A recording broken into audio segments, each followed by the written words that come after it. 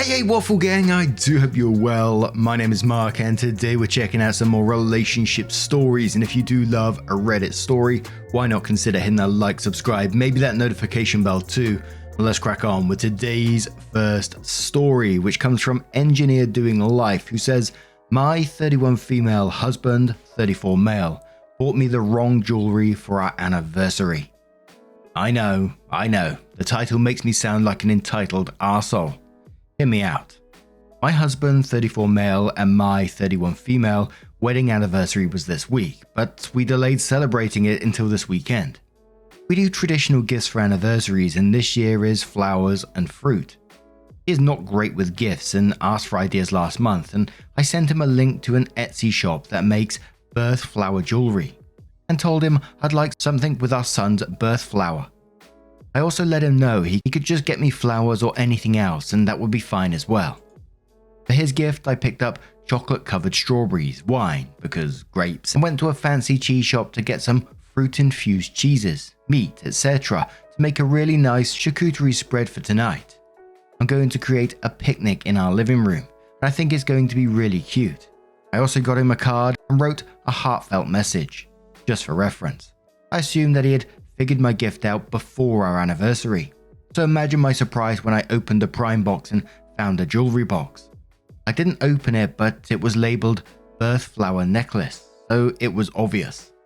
Honestly, I'm a little disappointed, but I'm not sure if I'm being unfair and could use some perspective. 1, if he ordered the gift via Prime, that means he didn't order it until after the actual day of our anniversary had passed. 2, the box was labeled with my birth flower, not my son's, which is not what I wanted. 3, the box and labeling looks very cheap, and looking on Amazon, I think he ordered a low quality piece. Think Chinese Amazon front, less than $20. When we were younger, I would wear jewelry like this, and it would always fall apart, color my skin, and or tarnish quickly. I'm a bit upset. I spent a significant amount of consideration and money on his gift, and he totally flubbed mine in a way that specifically seems very uncaring. He's going to be giving me the gift tonight, so I have about 4 hours to figure out how I'm going to respond. I don't want to ruin our plans with a fight, but I'd like to gently tell him I'd rather he ordered something I will actually wear. Or should I just thank him, not say anything, and just not wear the gift? Am I being entitled? Now, unless there's a pattern of this kind of thing happening in the past, I would wait this out and wait to talk to him to see what happens first, And I think ordering from certain websites doesn't always guarantee quality either. I've ordered from that website before and I've received something that definitely wasn't handmade and was almost like a drop shipped product. I can't guarantee that, but it felt like that to me. So there's every chance he has gone to that website and ordered this product for you, and potentially the seller is just buying in bulk and then reselling. There is that chance. I think if I was in the husband's position and you really didn't like the item and you waited to the anniversary and you opened it and you still didn't like it, you won't wear it, I would rather know at the same time as well, so I can get you something that you would like. And I think it would be a little disappointing to find that out initially, but still, I'd rather have something that you would want to wear than something that you're just going to, chuck in the back of the cupboard and never wear.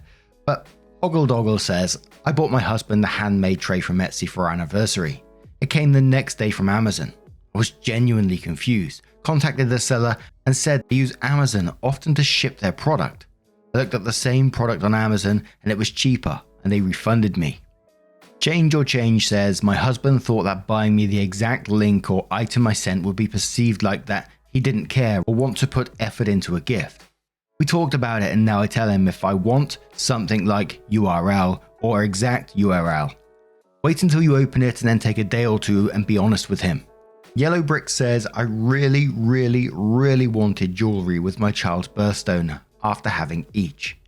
I mentioned it multiple times, the stone of the baby's month of birth. Every time we were near a jewelry counter, I'd comment on the pieces that I loved that were affordable for us. I did everything but actually just buy it for myself in advance. I felt guilty when I opened the ring box because I couldn't keep the look of disappointment off my face. Sapphire, except I don't wear blue. And a cascade of tiny stones in very 80s waterfall style that was nothing like anything I'd shown him. I know in his mind he was genuinely trying, but I felt so deeply unseen. He chose sapphire because he loves blue and we had a baby boy. It's not that I gave it no thought. It's just that my personal style and preferences weren't a part of the equation. A string of numbers says I got a 24K gold custom bracelet with my daughter's name from Etsy, and it broke the first time I wore it. Sent it back to have it fixed and it broke the next time I wore it. I'd be upset your hubby didn't listen about your son's birth flower and used yours, and he ordered it late. But the fact it's from Amazon instead of Etsy. It's kind of the same thing nowadays. Friendly Shelter says, I agree with the other comment to wait until he gives you the gift before getting upset. You don't know that he won't bring home flowers and wine or orange chocolates or something in addition to the box from Amazon.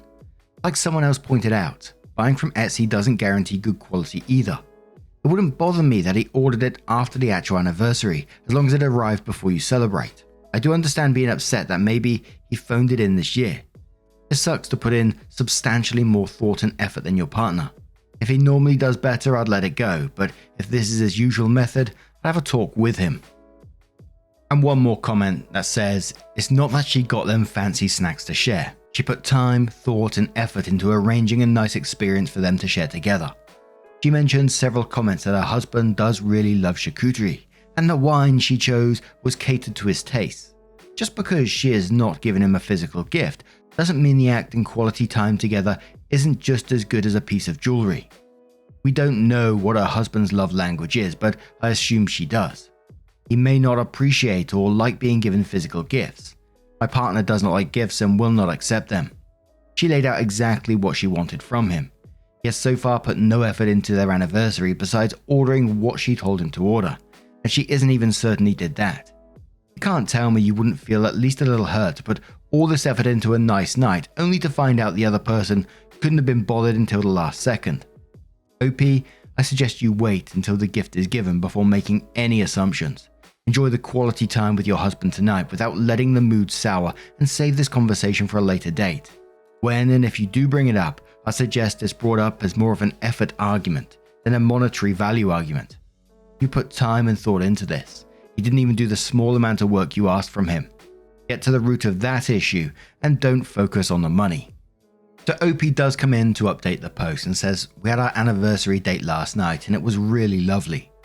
Just to recap, every year we follow the traditional wedding gift theme, so this year was fruit and flowers.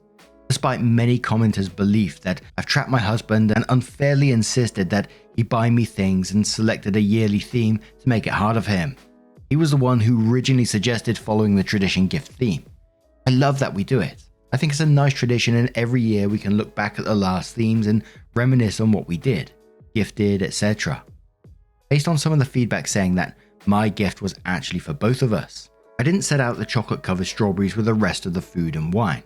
I gave them to him separately and made sure to let him know they were just for him and he didn't need to share. He did insist on my having 2 so that I could try each flavour, and ate the remaining 10 all himself, so safe to say it was a hit. The charcuterie spread was excessive and delicious. He asked me to explain the various items and was an especially big fan of the huckleberry goat cheese spread with prosciutto. Some commenters asked about my husband's love language, its physical touch and quality time. The nice thing about the picnic was that we could cuddle while we ate, and when the food and wine was gone, we celebrated like mummies and daddies do.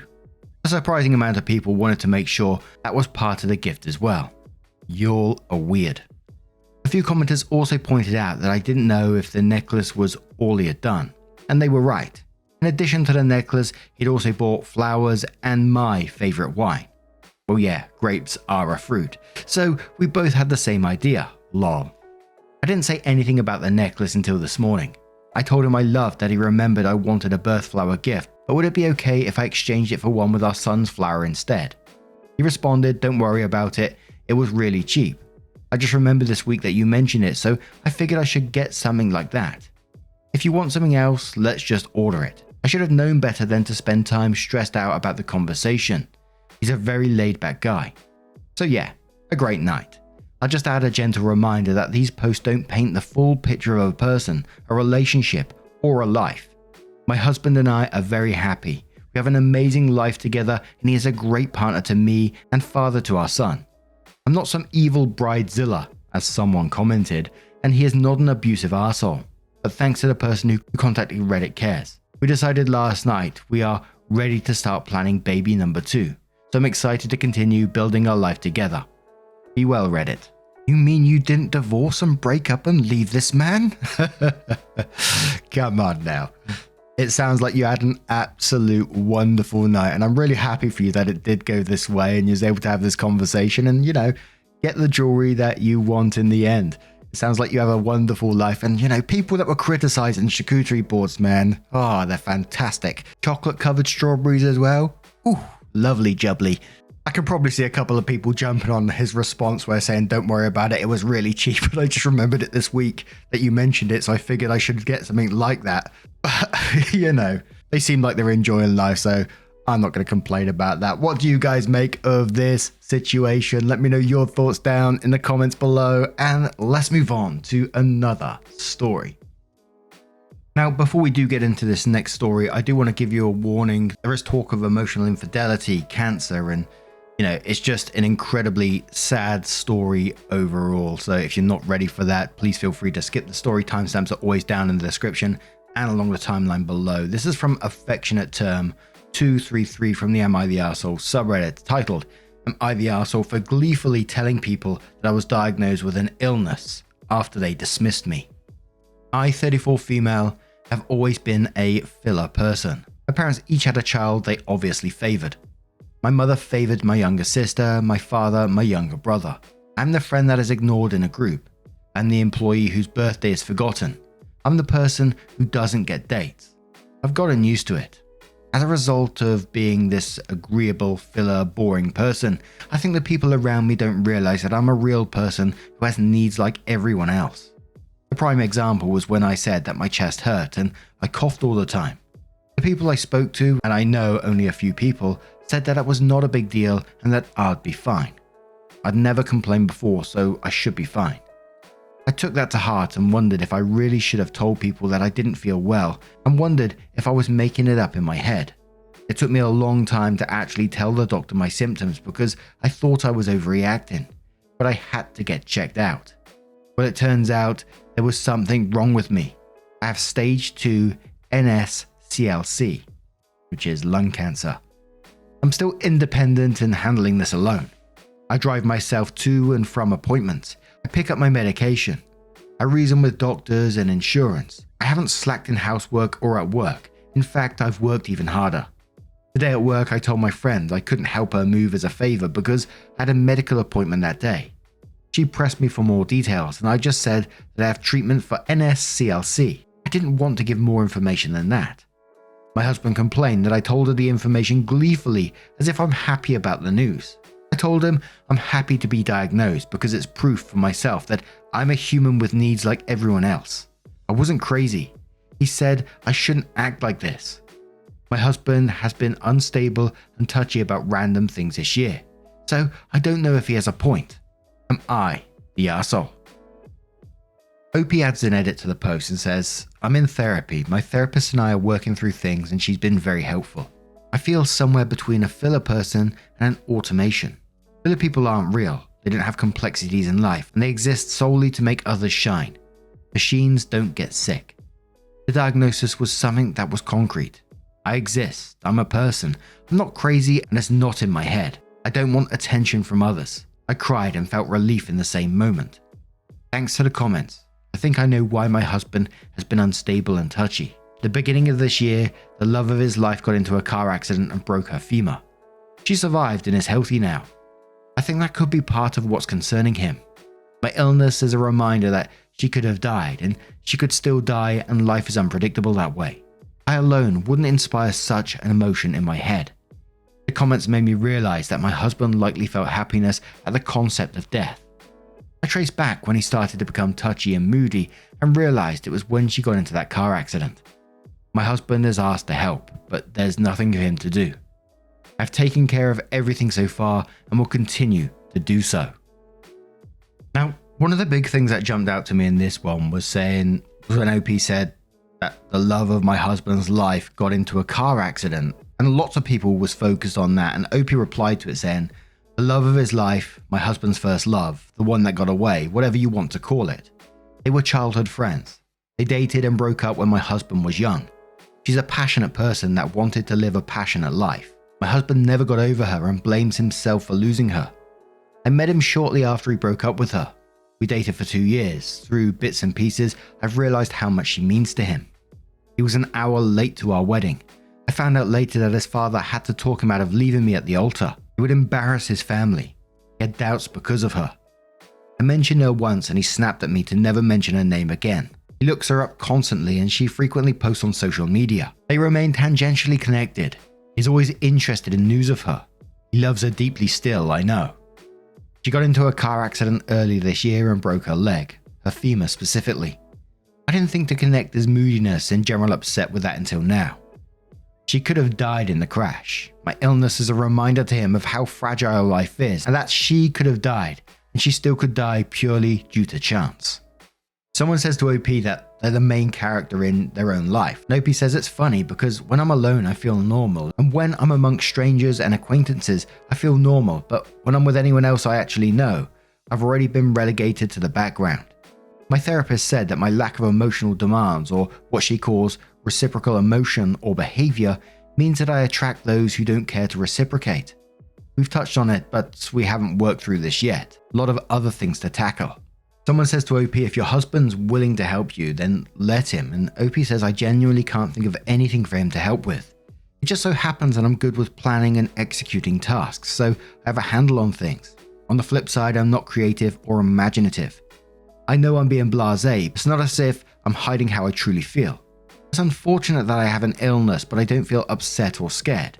What happens will happen. I don't know what my husband could help with. I've handled everything. I've even set up plans in case I do get hospitalized. I don't think I've relegated my husband to the sidelines. I've made a ton of dumplings and other food and stored them in the freezer so that if I'm hospitalized, he'll eat something nutritious instead of takeout. He can cook, he just doesn't like it and won't do it unless he had to. I've always centered people around me. Maybe that's why I feel like a filler. The OP does update their post and says the past week has been a roller coaster of emotion for me. My therapist has suggested that I write my thoughts and emotions in a journal, but I always convinced myself there wasn't enough time in a day. Writing that post made me realize that I was dealing with a lot of emotions that I suppressed. I did resent the people in my life who just took and took without giving back. I told nobody besides my therapist about how much I feel like a ghost of a person and how I pushed things down and never complained. I spent hours writing my thoughts in a diary. I realized that I needed to be more honest and stop tiptoeing around people to make them comfortable. I told my husband that I knew about his past with his ex-girlfriend. I knew they had unresolved feelings and he needed closure about her and their relationship. He kept checking her social media throughout the years, but it intensified this year after she was in the car accident. He was shocked that I knew. I encouraged him to reach out and get the closure he wanted. We had a good conversation. He hugged me and reached out to her pretty much immediately. I think he was waiting for that push from someone. He was so happy after that conversation they had. He was glowing. She is apparently coming to our city in a month and then meet in person. He's been more affectionate and genuinely lighter, like there's been a weight off his chest. I went through the motions of life. I started ignoring calls from my parents. I didn't want to help out anymore. I was too tired. My mum called and said I was being arrogant and moving away from my family before asking me to help with something. I didn't reach out to my friends. I have only a few and we would text every day. I realized we texted because I always reached out. I told someone else about my diagnosis. My neighbor Nancy is a woman in her late 70s. She's one of the few people I feel seen by. She cares about me, and if I had told her about my health issues, she would have told me to go to the ER. I know why I didn't tell her, but I wonder why I hope for care from people who have demonstrated no care for me instead of those that do. She was worried for me. We had planned a fun day trip to see a flower festival next spring. I drove home my first week on the second cycle, and for the first time I was exhausted. I had to pull over and rest for an hour before I felt well enough to finish driving home. I was so exhausted I didn't want to move and I sat on my driveway. It hit me then that I didn't have NSCLC stage 2A. I had lung cancer. I could die. I just started sobbing. All I could think of was the stupid flower festival. I haven't lived my life. I love my husband, my family, my friends, but I don't want to be married to him. I don't want to cater to my family, and I'm tired of my friends. I want to live. I want to be well enough to drive and see the flower festival with Nancy. It's only been a week and a half of change, and my emotions have gone from low to really high and back low. I've been dreaming of my life after I beat cancer and leave my husband and friends. I don't even know if I can stick with it, but I am determined to be strong. My therapist says change from within can start small or big. She's proud of me and thinks I can get through this.